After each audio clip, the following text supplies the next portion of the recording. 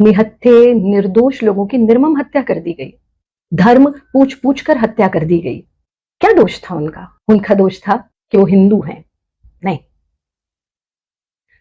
उनका दोष ये नहीं था कि वो हिंदू हैं, उनका दोष ये था कि वो हिंदू नहीं है।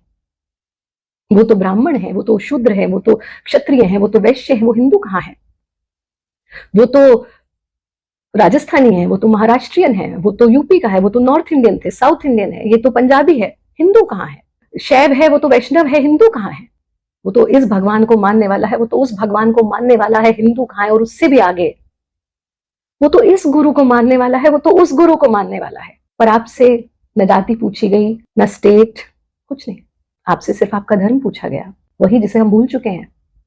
हम इतने स्तर पर बट चुके हैं, फिर चाहे वो जाति के आधार पर हो, चाहे भगवान के आधार पर हो, चाहे स्टेट के आधार पर हो, चाहे गुरु के आधार पर हो, चाहे मान्यताओं के आधार पर हो, हम बटते गए, हम कटते गए। इतिहास उठा करके देख लीजिए, तब से अब तक अलग अलग देशों में जो घटित हुआ और आज कश्मीर में, बांग्लादेश में जो घटित हो रहा है। सरकारें अपना काम करेंगी, एडमिनिस्ट्रेशन अपना काम करेगा, पर आप एक काम तो कर सकते हैं,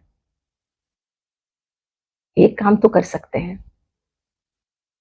क्या आप एक हो सकते हैं? बटना बंद कीजिए। वो सब विरोधी ताकतें जो आपके धर्म के आधार पर आपको टारगेट कर रही हैं, उनके विरोध में कर्तव्य प्रधान होइए, एक हो जाइए। इतना हम कर सकते हैं। जिन्होंने अपने जीवन गंवाए, बहुत दुखद, बहुत दुखद, और शायद उसकी तो क्षतिपूर्ति कभी हो ही नहीं सकती, लेकिन कम से कम श्रद्धांजलि के रूप में हम जग जाएं, इतना हम कर सकते हैं।